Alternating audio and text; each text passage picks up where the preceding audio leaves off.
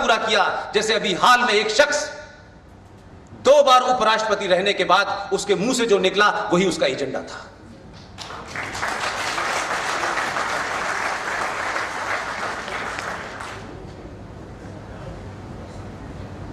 मैं कहना क्या चाहता हूं, ये भूल किसकी है भाई? उसकी बेटी क्या नजीर पेश की है? उसकी बेटी जिसके बाप ने इतना बड़ा सानहा कराया, अपने ही राज्य के लोगों को मरवाया, सुबह से शाम तक कश्मीरियत, जमहूरियत और इंसानियत की बात कहने वाले लोग, एक भी पूरे कश्मीर में एक कंप्लेंट किसी थाने में दर्ज नहीं है कि इनको दुनिया खा गई, ये आसमान निकल गया, ये लोग कहां हैं भाई? एक कंप्लेन तो कोई करता, एक एफआईआर तो होती, चाहे एनोनिमस होती, लेकिन नहीं हुई, नहीं हुई। और ना ही सुप्रीम कोर्ट ने सुओ मोटो लिया, क्योंकि सुप्रीम कोर्ट को सुओ मोटो लेने के लिए बहुत काम है और आपके राज के पीछे तो वैसे ही पड़े हुए हैं। वो एक दिन बताते हैं कि महाकाल पे पानी आधा किलो डालो 250 ग्राम की जगह। वो मुंबई में दही हांडी की लंबाई की चिंतित हैं, वो जलीकट्टू के लिए चिंतित हैं, लेकिन इस देश के जो ऐसी चीजें जिससे ये देश टूटने के कगार पे खड़ा है, जिससे इस देश में तनाव फैला हुआ है, 2 बड़ी कौमें आमने सामने हैं, कौन सही है कौन गलत है, 70 साल से आपसे न्याय मांग रहे हैं, लेकिन भारत की सुप्रीम कोर्ट, उनको तो बेंच बनाने का भी समय नहीं है। आप मस्जिद का फैसला दें, मंदिर का फैसला दें, ये मेरा इशू नहीं है, फैसला तो दे के देखें।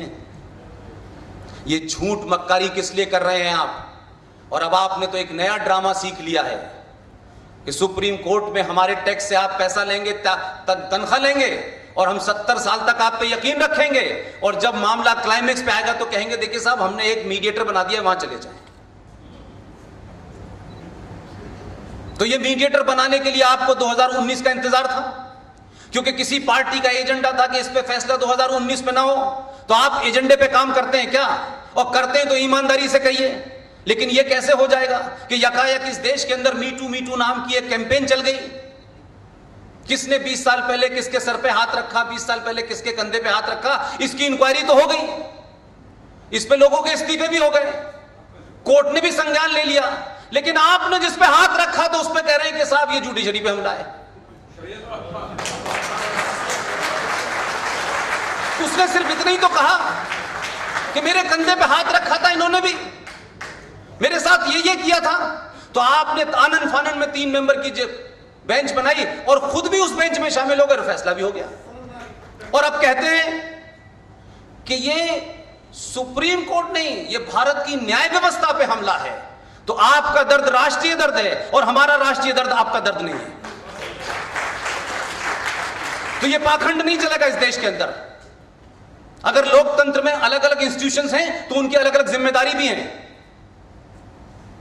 आप सांसदों को गाली दे सकते हैं, आप आजाद हैं, आप बुरी से बुरी गाली दे देते हैं सांसदों को, लेकिन वो सांसद किस पार्टी का है किस पार्टी का नहीं है। लेकिन इस देश में सांसद बनने के लिए 20-20 लाख 15-15 लाख की कॉन्स्टिट्यूंसी में वो खड़ा होता है और मेजॉरिटी का वोट लेके आता है। कम से कम वो इतनी मेहनत करके वहां पहुंचता है जिसको आप रोज सुबह से लेकर शाम तक कहते हैं इन्होंने गलत किया, इन्होंने ये गलत किया, इन्होंने वो गलत किया। इस देश की ब्यूरोक्रेसी में कितनी मेहनत करके लोग आईएएस और पीसीएस बनते हैं, रोज आप स्ट्रिक्चर पास कर देते हैं, रोज कोर्ट में बुला के आप उन्हें जलील करते हैं। लेकिन क्या आपको कोई जलील कर सकता है कि नहीं कर सकता कि जो आप कर रहे हैं पिछले 50 साल से?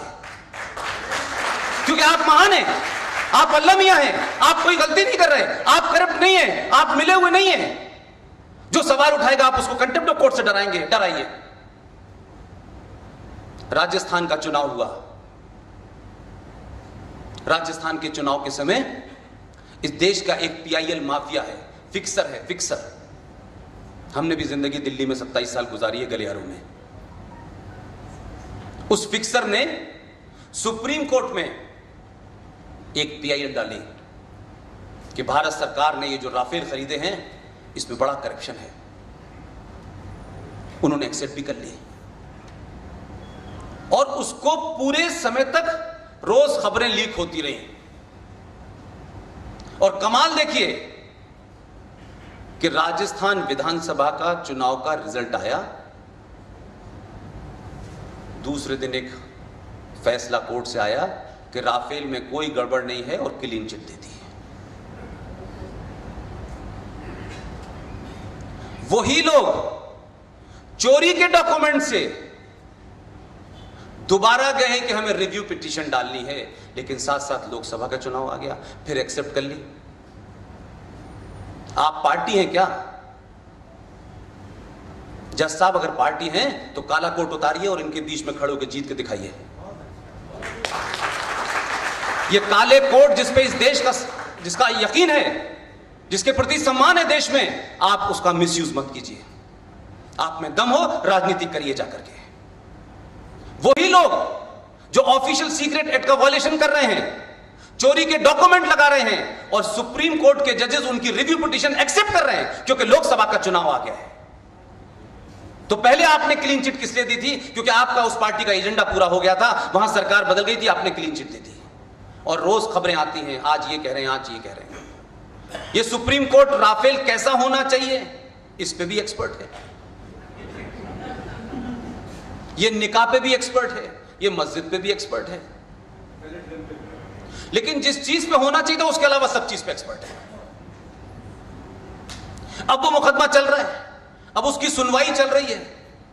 मुझे पूरी उम्मीद है कि अगर उन्हें गलतफहमी थी कि राजस्थान के बाद क्लीन चिट देने के उनको लगा कि अब दे देना चाहिए क्योंकि मेरा काम हो गया, इस बार आपका काम नहीं होने वाला।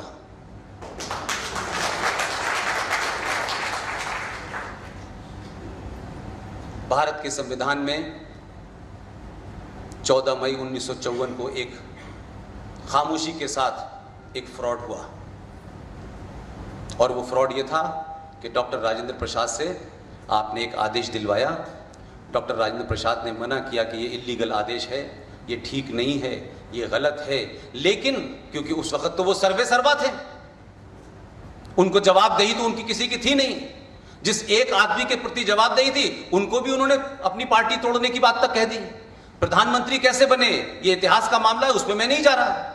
आपने एक आदेश दिलवाया और वो आदेश हिंदुस्तान के संविधान में आर्टिकल 35A के नाम से जाना जाता है। मुझे पूरी उम्मीद है कि 4 साल से पहले आपने कभी नहीं सुना होगा। ये आर्टिकल 35A है क्या? ये एक अलग बात है कि मैं उस बदनसीब 3 लोगों में से एक हूं जिसने वो PIL सुप्रीम कोर्ट में डाली है।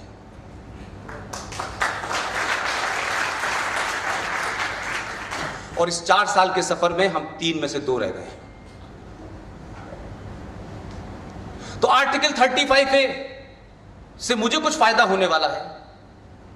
उत्तर प्रदेश का रहने वाला हूं, मेरे बाप दादा कभी कश्मीर भी नहीं गए, मैं भी बहुत नहीं गया, लेकिन आर्टिकल 35A है क्या? क्यों नहीं इस देश में जुडिशरी जो सुओ मोटो इतने काम करती है, नाली साफ नहीं है? और अभी अभी तो सुप्रीम कोर्ट ने एक महान आदेश दिया है, आप सबको पता है, ऐसा आदेश तो दुनिया में कहीं देखने को नहीं मिलेगा। कबूतर की पीठ, पता है आप लोग? मैडम आपने सुना है आपने? अब आप सोचिए कि हम मानवता की उस पराकाष्ठा पे पहुंच चुके हैं। हमारा लेवल ऑफ स्टैंडर्ड ये हो चुका है कि 5th फ्लोर पर कबूतर दाना खाएगा तो 4th फ्लोर पे पीठ जाएगी, तो ये बहुत खराब काम है भाई। इसलिए इस पे 3 मेंबर की जज बेंच बनती है और 2 घंटे में फैसला दे देती है कि दिल्ली के अंदर मल्टीनेशनल बिल्डिंग में कोई भी आदमी घोंसला ना रखे, क्योंकि आप घोंसला रखते हैं दाना खिलाने के लिए, वो बीट नीचे वालों के करता है, क्योंकि जिसके यहां हुई थी वो एक जज साहब के रिश्तेदार थे। ये कोर्ट हिंदुस्तान की, जिसे आप बहुत महान मानते हैं, ये बहुत बड़ा खतरा है इस देश के अंदर। इस देश में जुडिशियल माफिया जिस तरह से काम कर रहा है उसका आपको अंदाजा नहीं है। और लोकतंत्र का एकमात्र इंस्टीट्यूशन है ये जो अपने जाने से पहले दूसरे को नॉमिनेट कर जाता है कि अब ये चीफ जस्टिस होंगे। काश ये परंपरा 2014 से प्राइम मिनिस्टर की भी हो जाए। खत्म करें इलेक्शन भाई। लेकिन अपने लिए तो सारी चीजें सेफ हैं, लेकिन संसद से, ब्यूरोक्रेसी से, सबसे आपको सवाल पूछना है, लेकिन आपसे कोई सवाल ना पूछे। आर्टिकल 35A के बारे में भारत की जुडिशरी ने कभी कोई सवाल नहीं उठाया, ये कभी डिबेट नहीं बनी। ये महज इत्तफाक है कि हम 2-3 साथी थे, हमको पागलपन चढ़ गया और हमको कहीं से पता चला कि ये कुछ गड़बड़ है इसमें। हम में से कोई लीगल नहीं है, मैं भी लीगल बैकग्राउंड का नहीं हूँ, पॉलिटिकल साइंस का स्टूडेंट हूँ, लेकिन मुझे शक इस वक्त हुआ जब पाकिस्तान में किसी ने मुझसे इसका जिक्र किया। मुझे लगता था इसमें कोई ज़रूर खुराफात है। तो आप यकीन करें कि 26 जनवरी 1950 को भारत का संविधान बन चुका था, जो होना था वो हो चुका था। फिर ऐसी क्या ज़रूरत थी कि 14 मई 1954 को एक धारा को जोड़ा गया, और जोड़ने के बाद थोड़ी बहुत गद्दारी नहीं की आपने उस संविधान की कॉपी में लिखा और 5 आगे की कॉपियों से उड़ा दिया। फिर 10 के बाद मिलेगा आपको, फिर 2 के बाद मिलेगा। ये आप मान सकते हैं कि ये प्रिंटिंग मिस्टेक थी?